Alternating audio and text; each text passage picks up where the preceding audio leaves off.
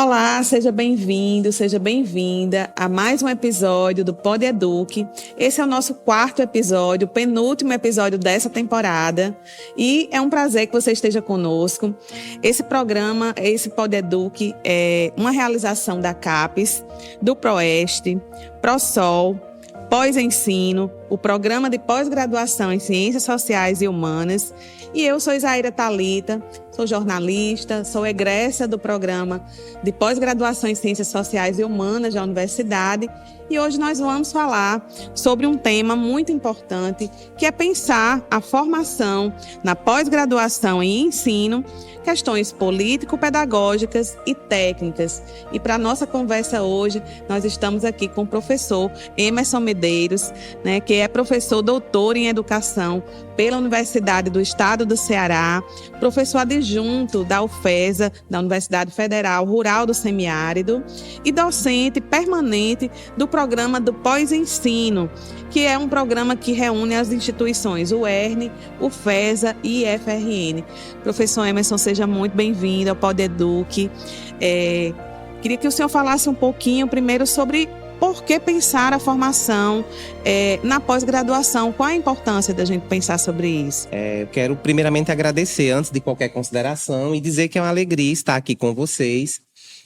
Como você já destacou, a senhora já destacou, eu estou na pós-graduação, já terminei meu doutorado há algum tempo, e nesse processo de formação e também atuação, a gente vai acumulando algumas experiências que nem sempre elas conseguem ser partilhadas, Então, esse momento aqui com vocês, eu entendo que é um momento de partilha, Então, antes de qualquer consideração, eu trago esses apontamentos. Quero destacar que eu sinto a necessidade de dialogar sobre esse tema, pensar a formação hoje a nível estrito sensu, porque a gente tem, de certa forma, vivenciado mudanças também do ponto de vista da pós-graduação muito intensas nos últimos anos, A gente teve a expansão, a interiorização da pós-graduação, e isso faz com que algumas nuances também sejam, como é que se diz, mudadas, Assim, sejam transformadas.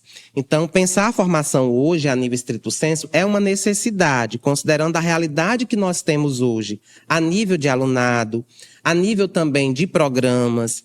A gente agora, recentemente, abriu o curso de doutorado em ensino, no pós-ensino. Então, há um conjunto de questões que nos levam a pensar, sobre o tema.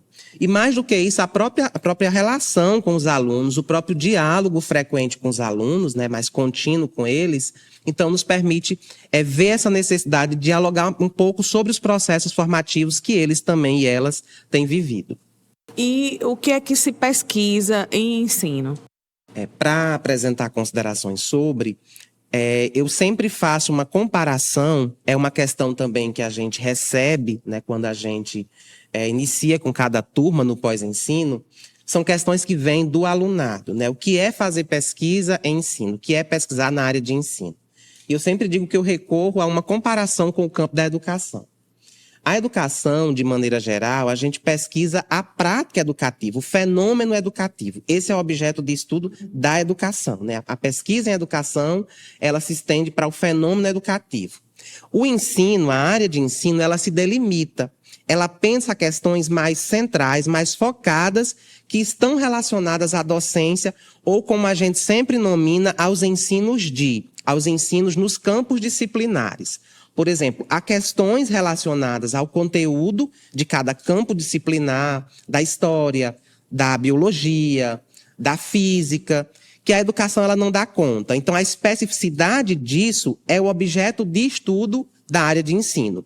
É o que se trabalha a partir dos ensinos de. E esses ensinos de são ensino de física, ensino de química, ensino de história, ensino de filosofia. Então, está aí a especificidade da área de ensino. É dar conta de uma demanda que o campo da educação, ou que a área de educação, ela não dá. Ela não consegue responder pela sua abrangência em si, Assim, pela sua não delimitação. Então, a área de ensino ela é mais delimitada, ela é mais focada numa necessidade, do ponto de vista pedagógico, certo? De estudar temas que são dos campos disciplinares e que o campo da educação ele não dá conta. E como é que você entende a pesquisa hoje na área do ensino? Eu entendo assim, a gente tem vivido uma expansão também na área de ensino, né? Anteriormente, a área de ensino ela estava interligada à área da educação. Nos últimos anos, a gente teve um crescimento muito visível em termos de quantidade mesmo, do campo da área de ensino, mais especificamente. Agora, recentemente, a gente teve, como eu destaquei anteriormente, a aprovação do curso de doutorado, né? E isso não aconteceu, ou não tem acontecido apenas numa perspectiva local. Então, a gente tem percebido isso a nível macro. Mas, assim, em termos da formação em si, eu também quero destacar que é algo que eu percebo em relação ao alunado, que desenvolver pesquisa em ensino, certo? Eu entendo também como um ofício, como algo que contribui para processos formativos não exclusivamente relacionados à questão da pesquisa, mas também à dimensão humanizadora, à dimensão do sujeito em si. Então, eu entendo que a pesquisa no campo da área de ensino é uma pesquisa que se volta, a meu ver, para a questão também da formação humanizadora, né, do estudante em si. Então, eu vejo a pesquisa como um ofício, como algo que vai além da própria formação para pesquisar, para formar o pesquisador. Entendi. Entende? E isso também tem limitações, né? Quais são, então, as limitações que o senhor percebe? Primeiramente, eu acredito que o tempo, né, é sempre um desafio que a gente encontra, a dificuldade de conciliar as atividades da vida pessoal, as atividades que estão relacionadas com família, né, com o trabalho e também com o estudo. Outra questão também que eu visualizo de forma muito frequente com o alunado é algumas limitações no processo formativo a nível de formação inicial. Então, a gente recebe, né, a gente sempre encontra um alunado que não vivenciou pesquisa na graduação. Então, isso implica numa limitação porque ele necessitaria ou ela de um processo formativo anterior que tivesse conduzido minimamente para questões relacionadas à formação para a pesquisa. É outra limitação também que eu encontro. Outra dificuldade, né, que nesse sentido eu também encontro, é a dificuldade com a escrita. É um ponto também que a gente sempre tem encontrado, né, a limitação para a escrita.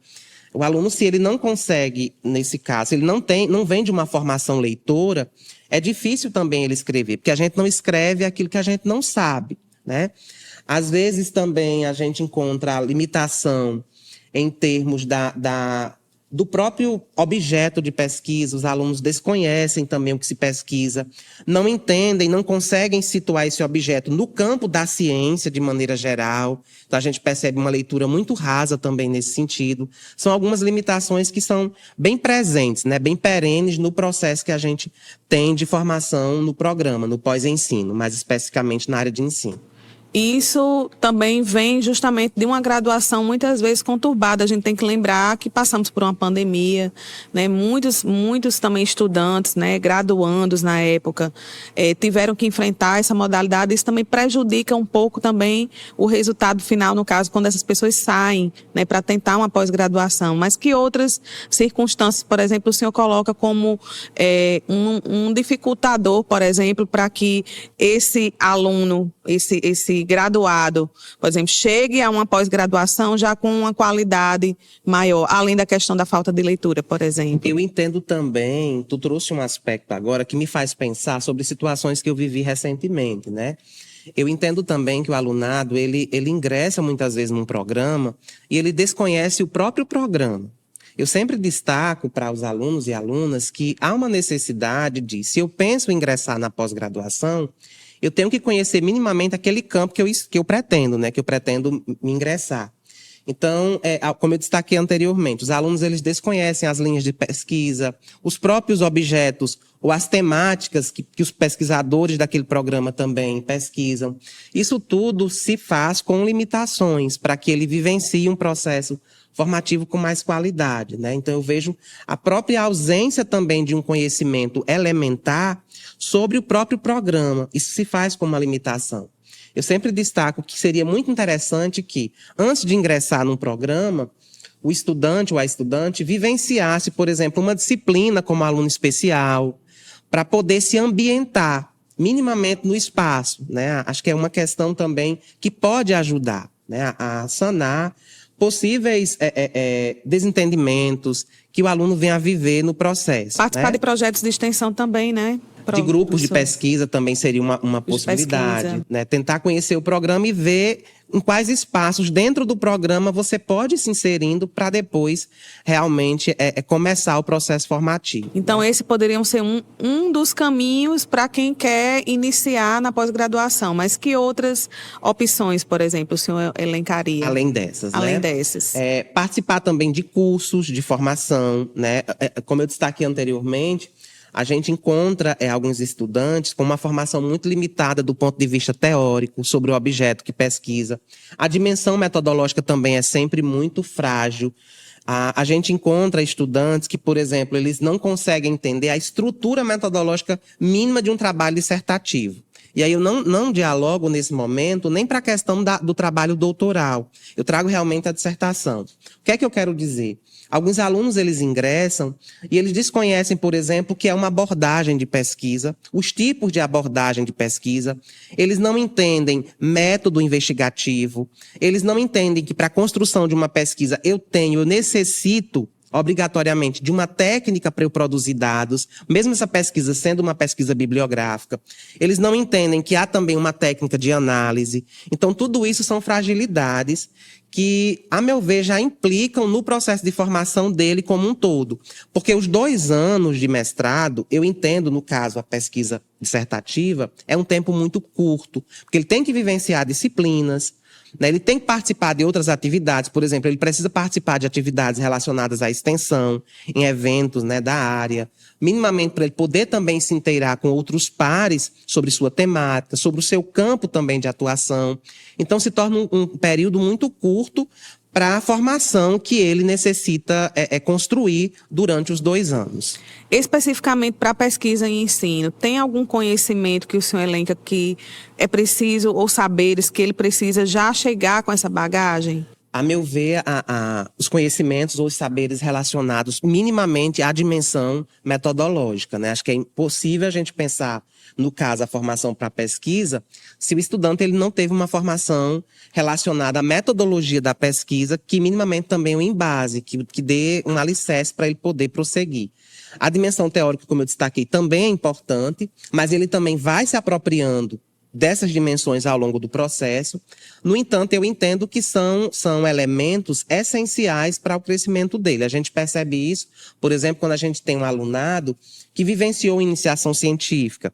Ele está um pouco à frente dos demais em termos de formação, porque ele conhece minimamente sobre metodologia da pesquisa, né? Se ele continua com um objeto ou com uma temática que vem lá da sua iniciação científica, a gente percebe também que o desenvolvimento dele no programa é mais qualitativo do que o aluno que não vivenciou esses processos. Entende? Que só estava na graduação. Só estava na graduação e que pela graduação também não experienciou experiências, nesse caso, ou vivenciou experiências, no caso, que o conduza a essas questões, né? A dimensão teórica, a dimensão metodológica sobre o que está se pesquisando. Outra questão também que eu ressalto é a necessidade de conhecer como é que eu posso destacar? Não é o estado da arte, mas ter o conhecimento mínimo sobre o que o campo da área em si, a área de ensino, está produzindo sobre aquela determinada temática. E isso pode ser feito num levantamento bibliográfico básico, você consultar o catálogo de teses e dissertações da CAPES e ver o que é que se tem publicado sobre o seu tema, né? O que é que se tem publicado, por exemplo, sobre ensino de história nos últimos 5 anos. É muita coisa? Se é muita coisa, é possível fazer uma delimitação articulando ao que se tem em ensino de história, ao seu objeto, mais especificamente? Então, os alunos e alunas, eles ingressam no programa, muitas vezes, totalmente distantes dessas questões, né? Eles não conhecem essas questões. Qual tem sido a sua experiência como orientador, então, do pós-ensino, nesse trabalho? Pronto, a minha experiência é sempre relacionar, trazer os alunos para o grupo de pesquisa, que é o GFO, né? O Grupo de Estudos Sim. e Pesquisa em Formação Docente. Então, no GFO, a gente está desenvolvendo recentemente um projeto de pesquisa vinculado ao edital universal do CNPq. E aí é interessante, porque eu vi muito dos alunos, principalmente da turma de 2022, que terminou agora em 2024, essa informação. Professor, no GFO, a gente vivencia experiências que ajudam muito no processo, tanto em relação às disciplinas que eles estão cursando, porque aí a gente discute, por exemplo, algumas questões relacionadas à revisão de literatura, à metodologia da pesquisa, a própria questão de construir o estado do conhecimento ou estado da arte. Então, essas questões vão sendo sanadas em outros espaços. Se o aluno ele não tem esse apoio, esse acesso, então o processo fica mais difícil. E eu entendo que hoje há uma necessidade, né, isso causa uma sobrecarga, mas há uma necessidade de um acompanhamento mais próximo, mais personalizado do orientador com o estudante. Sim. Considerando o cenário que a gente tem vivenciado nos últimos anos, então, pensar numa autonomia para os estudantes, principalmente para os alunos do mestrado hoje, eu entendo que é muito difícil, porque eles realmente ingressam na pós-graduação, alguns com uma formação, como eu destaquei, muito rasa para o nível de stricto sensu, né? Para o nível de pós-graduação stricto sensu. E aí a gente tem que pensar também como é que se dá essa relação entre orientando e orientador dentro desse contexto, né, que às vezes é muito atribulado, corrido, difícil, né? Como é que tem sido, então, essa relação entre orientador e orientando? Eu sempre destaco também que, primeiramente, acho que tem que ser uma relação de muita transparência, né, de muita verdade, tentando construir uma cumplicidade, né, sabendo que há os espaços, que há também as limitações, porque o corpo docente muitas vezes também se sente muito limitado em virtude de outras demandas, porque o professor ele não atua só na pós-graduação, mas eu entendo que é necessário estabelecer uma relação desde o princípio de muita verdade, de muito respeito também, certo? É difícil também, porque, como eu destaquei, há outras questões, há outras nuances que envolvem a dimensão social, muitas vezes também a dimensão de uma não formação relacional, no caso, professor-estudante, né, que vão implicando nos processos relacionais entre professor e orientador e orientando. Eu já vivenciei experiências, talvez pela falta de maturidade do aluno, a gente percebe que o aluno entende que há questões que são dele, né, ou dela, mas isso vem para o orientador. Sim. Por exemplo, solicitar uma banca, né, minimamente, é uma questão que eu vejo assim com muita frequência. Questões muito básicas, assim, que são corriqueiras, que são incumbências do orientando e talvez pela ausência de maturidade ele também traz para o orientador. E aí é preciso também um orientador nesse sentido ter muita sensibilidade para educar também o aluno para essas questões. Nesse caso específico da banca seria como, professor? Só para a gente entender. Por exemplo, fazer o cadastro de um formulário para solicitar uma banca. Entendi. O contato inicial tem que ser feito, a meu ver, pelo orientador, por uma questão não só de hierarquia, mas pela questão mesmo de diálogo com os pares, certo? Porque a hierarquia, a meu ver, também ela é necessária. Sim. Mas aí os alunos, eu vejo que alguns chamam dificuldade em preencher um formulário. Veja que assim, o nível da pós-graduação tem passado por essas questões, né? De uma ausência de maturidade do alunado, a meu ver. E tem todo também um ritual, uma ritualística, né? Que isso coloca o pós-graduando em contato também com esses sistemas, com essa ritualística também que faz parte do processo acadêmico, né? De ele também conhecer como se dá, porque ele vai ser um professor que pode futuramente voltar para dentro da universidade como professor de pós-graduação, inclusive, né? Então, faz parte também ele conhecer como se dá esse processo, né? E também entrar em contato com os professores que vão compor sua banca para também criar um relacionamento mais próximo, acadêmico, né, para futuras pesquisas e construções, né? E aí eu queria saber também, professor, se em relação às pessoas que desejam desenvolver pesquisa na área de ensino especificamente, né? Como é que o senhor pode sinalizar, então, alguns aspectos que são importantes, fundamentais para isso? Como eu destaquei, é importante que as pessoas primeiro conheçam o programa que elas pretendem ingressar, né? Conhecendo o programa, isso conduz também a um conhecimento sobre as linhas de pesquisa, sobre os possíveis orientadores e o que eles também vêm investigando, certo? Porque é difícil também um orientador, por exemplo, orientar a temática que foge ao que ele vem pesquisando historicamente, a sua trajetória na universidade. Além disso, é importante também que haja uma aproximação, por exemplo, de grupos de pesquisa do próprio programa ou das linhas do programa, né, grupos que vêm, que são mais ativos, né, que estão mais ativos no programa. Se houver a possibilidade de participar de ações de extensão que são promovidas, né, na área também, isso é importante, de eventos que são realizados no programa ou no campo de maneira geral, porque tudo isso vai caminhando para que essa pessoa que tem o interesse em ingressar, né, num programa da área de ensino, conheça a própria área, vá se familiarizando, se ambientando com a própria área. São questões que eu sempre sinalizo para que esse processo se torne o mais formativo possível, desde o momento que antecede o próprio ingresso na pós-graduação. Eu lembro que quando eu era antes de começar a realizar meu mestrado, isso lá atrás, eu iniciei participando de eventos, né? Eu fiz a minha graduação na UERN, fui aluno da UERN, e na minha época as condições eram outras em relação a bolsas. A gente não tinha a quantidade de bolsas que a gente tem hoje, por mais que a gente demarque que é uma quantidade pequena, mas na minha época era bem menor esse quantitativo, então a gente tinha que correr realmente atrás. E aí, uma das questões iniciais que eu fiz antes de pensar em ingressar foi participar de eventos que eram próximos ao que eu pretendia investigar. A partir disso, eu comecei, por exemplo, a conhecer colegas que me sinalizaram para leituras, me sinalizaram também programas, e aí eu fui construindo um entendimento sobre por quais caminhos eu poderia seguir antes de ingressar na pós-graduação. Para mim, tudo isso foi muito saudável, a meu ver, foi muito formativo.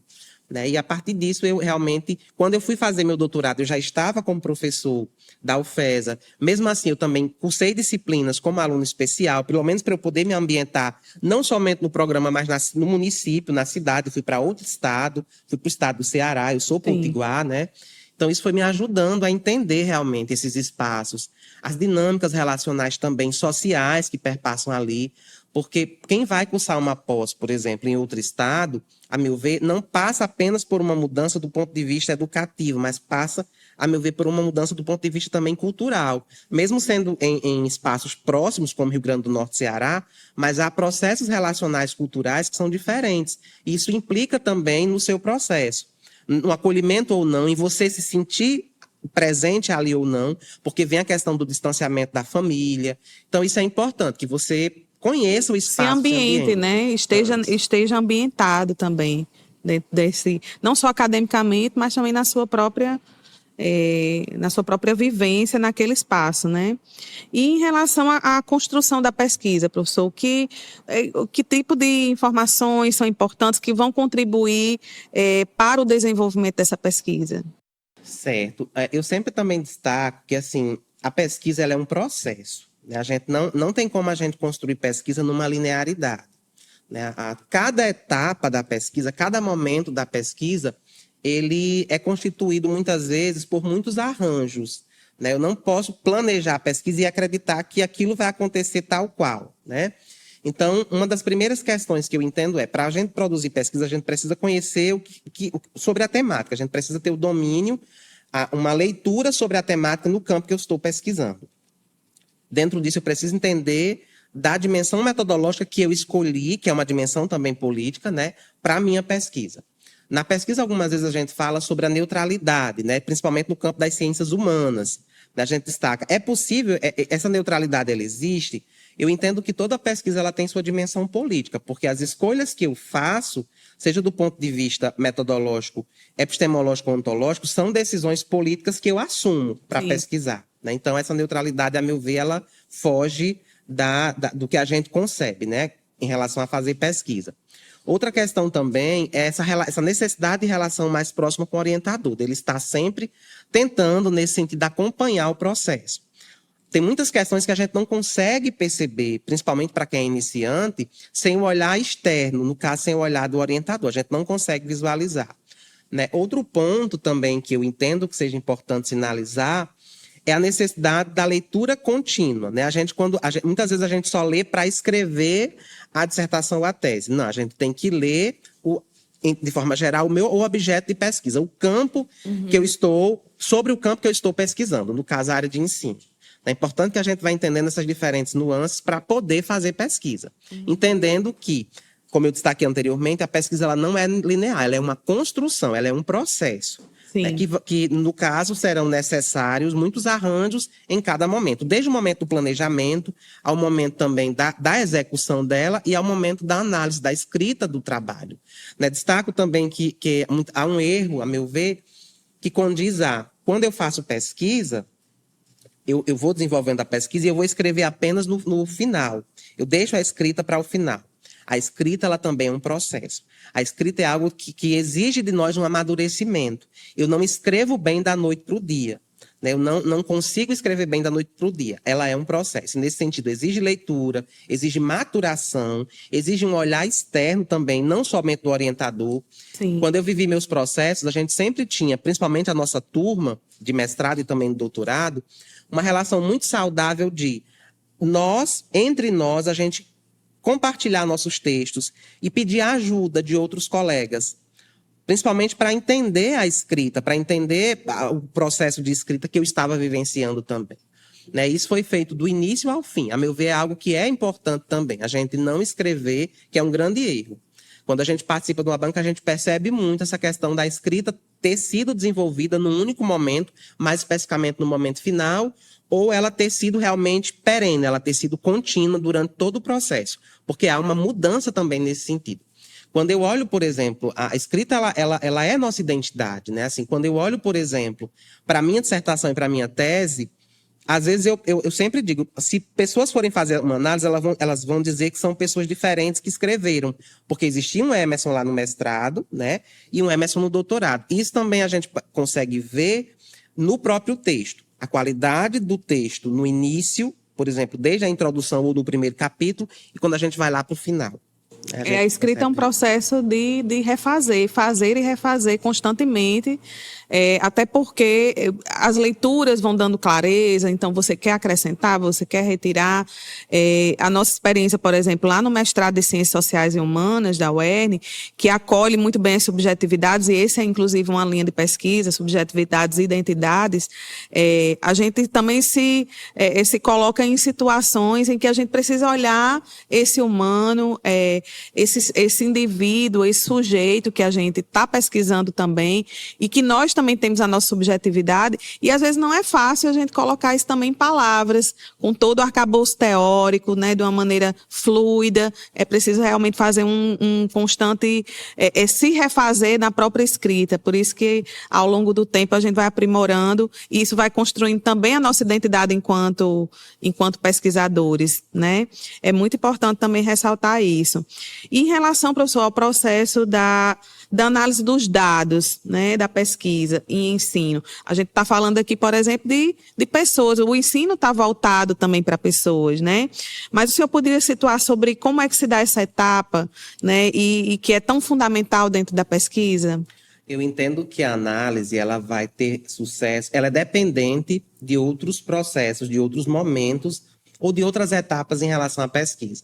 Quando a gente vai desenvolver a análise, a gente já entende que a pesquisa ela foi construída. Uhum. E aí, para eu construir, eu preciso planejar bem. Eu preciso, por exemplo, entender a abordagem que eu tenho, eu preciso entender meu método, eu preciso entender a técnica e traçar um instrumental que me atenda em termos de objetivo e também problema. É um problema que a gente encontra também, né, nos trabalhos dos alunos. A análise, muitas vezes, ela não atinge ao que é esperado porque outros processos não foram construídos, principalmente a gente muitas vezes não tem um instrumental, no caso se for uma entrevista, né? A gente não tem um roteiro de uma entrevista que atenda aos objetivos. Se for um questionário, a gente também não tem um roteiro que contemple. Algumas vezes eu também vejo que quando a gente trabalha com documentos, com análise documental, não há um instrumento, um roteiro para analisar os documentos, considerando que foi propositado em termos de objetivos de pesquisa e de problema ou problemática de pesquisa. Então, isso implica. Se a gente tem esse primeiro processo construído, né, de forma qualitativa, que atenda realmente à necessidade da pesquisa, o processo de análise ele vai se dar também com mais qualidade. Para isso, eu preciso também entender a técnica de análise que eu construo. Muitas vezes os estudantes, pela questão da maturidade, ou mesmo por uma posição epistemológica assumida, não entende que, Para eu analisar, eu preciso de uma técnica de análise. Seja do ponto. Eu vou citar aqui, por exemplo, três. A gente tem a análise de conteúdo, a gente tem a análise textual discursiva, a gente tem a análise de discurso em suas N variantes, né? Perspectivas. A gente tem também a análise narrativa. Então, na área de ensino, mais especificamente, talvez em outros campos não se veja essa necessidade, mas na área de ensino eu entendo que a gente precisa entender minimamente a técnica, sobre a técnica que eu vou utilizar para desenvolver a análise. Feita a análise, com essa técnica, né, a partir de alguns procedimentos que são característicos de cada uma, eu não posso pensar que a análise de conteúdo ela trabalha da mesma forma que a análise de discurso. Elas têm intenções textuais diferentes. E eu preciso entender sobre isso. Quando eu consigo captar isso, aprender isso, e eu consigo desenvolver análise, né, eu tenho o processo da escrita, né?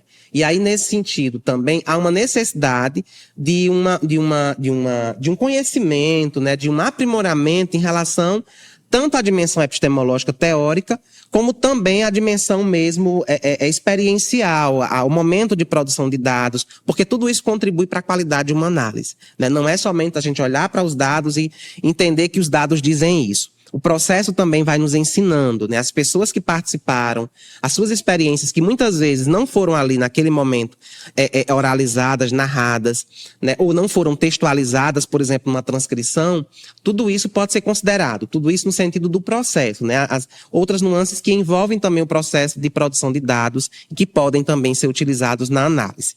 Uma dica importante nesse sentido, ao meu ver, professor, é também colocar esses resultados para que outros professores, em eventos, em eventos acadêmicos, eles possam também opinar sobre esses dados. Às vezes, você acha que está vendo uma determinada informação ali naquele dado e outra pessoa encontra outra informação muito mais relevante. Então, o senhor acha importante também a partilha dessas informações nesse processo inicial, ainda de pesquisa? Num grupo de pesquisa, se o estudante está vinculado a um grupo de pesquisa, eu entendo que é muito saudável, né? Porque muitas questões o orientador e o estudante não conseguem ver, né? Muitos pontos não são perceptíveis pela própria aproximação com o objeto, muitas vezes pela implicação do pesquisador, né? A gente tem alunos extremamente dedicados, então o processo também ele vai criando, de certa forma, como é que se diz, algumas limitações do ponto de vista de perceber, de apreender a realidade ou não. Sobre a escrita da tese e da dissertação, que é sempre um momento de muito desafiador para quem está fazendo a pesquisa, né, fazendo a pesquisa acadêmica para os estudantes. Então, que referências você pode nos apresentar em relação a esse momento específico, que é a escrita? Primeira questão que eu trago é a questão de não deixar escrita apenas para o momento final. Isso eu já pontuamos, ressaltei e novamente eu destaco, né?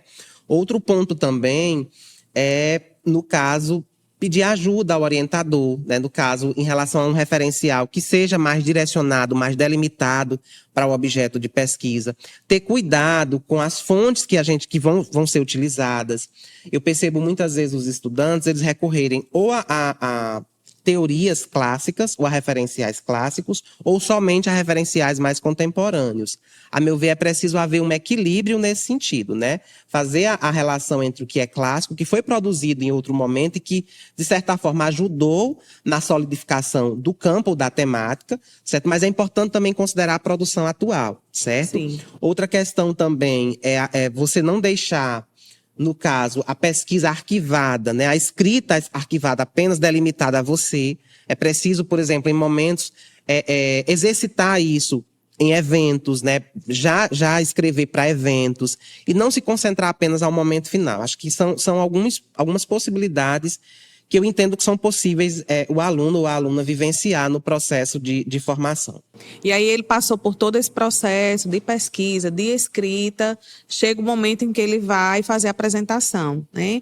Quais são as dicas, então, nesse sentido? Certo. Antes de trazer considerações sobre isso, eu preciso também ressaltar no processo de escrita que é preciso ter muito cuidado com a questão do plágio. Né? Muitas vezes eu também já percebi, isso principalmente com os alunos da graduação, que eles não entendem o que é plágio, né? Assim, há um desentendimento sobre o que é plágio, porque eles citam muitas vezes, mas não fazem a citação de forma correta, né? Ou muitas vezes eles não citam e entendem que aquilo não é plágio, né? Muitas vezes trazem recortes de textos, né? E vão mudando, enfim, isso também é plágio, né? Isso também vai se configurando como plágio. Então é preciso também ter esse cuidado. E o orientador, nesse sentido, precisa fazer esse acompanhamento, a meu ver, mais próximo, né? Entendendo que o alunado mudou muito nos últimos anos e que é um trabalho a mais, mas é um trabalho necessário para que a pesquisa tenha qualidade. Sobre a apresentação, eu sempre também destaco que há uma necessidade de você, antes de ir para o momento final ou para a qualificação, você passar por experiências no sentido de apresentar seu trabalho em outros espaços, seja em eventos, seja para, como eu destaquei antes, para grupo de pesquisa, seja para o próprio orientador, mas que haja outros momentos para quebrar, de certa forma, um nervosismo que é natural, que é muito normal e que é também saudável. Mas é importante que haja esse exercício antes de se chegar ao momento final. E, se possível, mais de um espaço. Eu entendo que com o orientador é fundamental, com o grupo de pesquisa também, escutando os colegas, escutando os pares, é fundamental, né? Para que a gente vá aprendendo também a construir um conhecimento do ponto de vista comunicativo, né? E não somente em relação à pesquisa, mas a gente vai também construindo outras habilidades no sentido da comunicação do texto. E saber falar sobre a própria pesquisa, ter propriedade sobre aquilo que você está estudando, que você está construindo, né, em termos de novidade, e aí a gente fala tanto em mestrado quanto em doutorado. Sobre o plágio, professor Milo, me veio aqui muito forte as novas tecnologias, que também tem tido uma interferência muito grande nas escritas de muitas profissões. Eu acredito que para o aluno de pós-graduação, também se torna uma ferramenta atual. Para vocês, como tem sido lidar, por exemplo, com sistemas, né, como a inteligência artificial, por exemplo, que tem interferido muito na questão da produção de texto? Eu entendo que as tecnologias, elas são necessárias e elas fazem parte, né, o avanço delas, acho que assim, elas fazem parte do avanço também do crescimento da humanidade, né? Da relação que a gente constrói socialmente, né, com o outro. Então, a gente tem que aprender a lidar com isso. Agora vem uma questão. Eu tenho que entender como usar, fazer uso dela, né? Se é numa perspectiva de validade, considerar a ética nesse sentido da produção, da escrita, né? Porque eu entendo que é indispensável o esforço do alunado no sentido da sua formação intelectual. Eu não tenho como substituir isso por uma ferramenta. Se eu permito isso, eu também estou me anulando ou anulando o meu processo de formação, a meu ver. Então é preciso fazer uso disso, né? Acho que é uma ferramenta positiva, mas assim, entendendo sobre seus limites, entendendo até que ponto isso é benéfico a mim ou não. Uma questão é você utilizar para você buscar entender, para você buscar se esclarecer sobre determinadas limitações que você tem, né? E outra coisa é você utilizar dela para substituir você. Acho que são questões diferentes. Acho que tudo parte da dimensão de como eu uso. A intencionalidade, do ponto de vista político, também pedagógico, em relação a isso, né? Ao uso dela. Esse é um ponto ético, mas tem outras questões éticas que são importantes da gente tratar dentro dessa relação na pesquisa? Com certeza, né? Até pouco tempo, nas ciências humanas, porque a pesquisa em ensino está muito relacionada à pesquisa em ciências humanas, apesar da área de ensino dentro da CAPES, né, ela está circunscrita lá na área multidisciplinar, mas ela é, a meu ver, uma área que pertence ao campo das ciências humanas. Até pouco tempo nas ciências humanas, a gente não tinha, pelo menos assim, eu não consigo visualizar uma preocupação com a questão da aprovação do comitê de ética. E hoje isso é uma necessidade. A gente não tem como realizar pesquisa no campo das ciências humanas, envolvendo seres humanos, sem a aprovação do comitê de ética. A gente não tem como fazer isso. Então, a gente tem tentado desconstruir uma cultura, porque se fez como uma cultura, sobre a necessidade, né, assim, de realmente ter a aprovação do comitê de ética. Muitos estudantes questionam, eu preciso aprovar a minha pesquisa pelo comitê de ética? E eu sempre digo, se a pesquisa envolve seres humanos, porque a pesquisa em ensino, na maior parte das vezes, envolve, como também na área da educação, a pesquisa precisa da aprovação do comitê de ética. Então, é um cuidado que eu também ressalto. Um cuidado também de não somente respeitar, mas de retornar ao ambiente em que foi desenvolvida a pesquisa, né? Algumas vezes a gente constrói a pesquisa e quando a gente finaliza o mestrado ou o doutorado, a gente não retorna ao espaço minimamente para agradecer e para mostrar o que foi desenvolvido, né, o produto realmente que foi construído a partir da colaboração dessas pessoas que participaram. Então, são alguns cuidados que eu entendo que são necessários o pesquisador ter, né, sempre atentar. E o orientador, ele não vai dar conta disso. Então, é importante que o aluno, ele realmente atente, né? O aluno precisa ter esse entendimento, essa noção. E, assim, é importante destacar também que nem tudo, o programa, o curso em si, vai dar conta. As disciplinas não vão sinalizar para determinados pontos que se espera em termos de formação do pesquisador. São construções que são muito individuais, são de cada um e de cada uma. Entende? Entendi. A gente já está se encaminhando para o final, professor. Eu queria saber se tem outras considerações que o senhor possa apresentar em relação à formação, né, para pesquisa e ensino, seja ela de natureza técnica, política ou pedagógica. Acho que a primeira questão é que desenvolver pesquisa, independentemente de área, eu entendo a pesquisa como um ofício. Se você quer se tornar pesquisador, você precisa entender que você vai necessitar de uma formação contínua e não exclusivamente apenas no momento do curso de mestrado ou doutorado. É a primeira questão. Outra questão também é que há uma necessidade, né, de ter humildade durante o processo, né? Eu sempre também vejo essa questão porque eu entendo que o conhecimento ele deve nos emancipar. E nem sempre é o que eu tenho percebido na academia de maneira geral. É uma autocrítica também que eu faço nesse momento como professor da educação superior. Então, eu sempre destaco, exercitem perenemente a humildade. Entendendo que minha pesquisa ela não vai dar conta do mundo, né? Ela não vem como uma panaceia para livrar o mundo de todos os males. É apenas uma pesquisa. Que a contribuição talvez maior que eu tenha em relação à pesquisa é a minha formação, é o meu próprio processo de formação, o que eu me tornei em relação a esse processo, né? Destaco também a necessidade de respeito com os colegas, com o orientador, né? Consigo também, é uma necessidade também que eu sempre destaco aos meus orientandos, né? Que entendam esse processo como um processo de formação que emancipa, que conscientiza, né? A pós-graduação, ela tem esse diferencial de não formar só para pesquisa. Por isso que eu entendo a pesquisa como ofício, porque ela também se faz como algo que é contínuo, que deve emancipar, que deve construir, elevar a nossa consciência, sempre muito parcial sobre a realidade.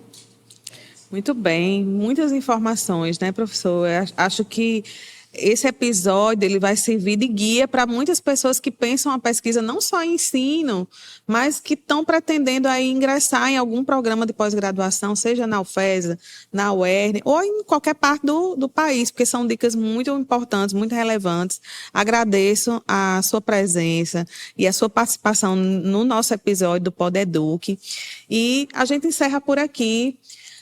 O quarto episódio do PodEduc. Você pode acompanhar ainda o nosso último episódio, que vai ser postado aqui no nosso canal do YouTube no mês de dezembro. Eu agradeço. Assistam também os episódios anteriores, deixem comentários. A gente adora receber também as interações de vocês. Muito obrigada e até o próximo episódio.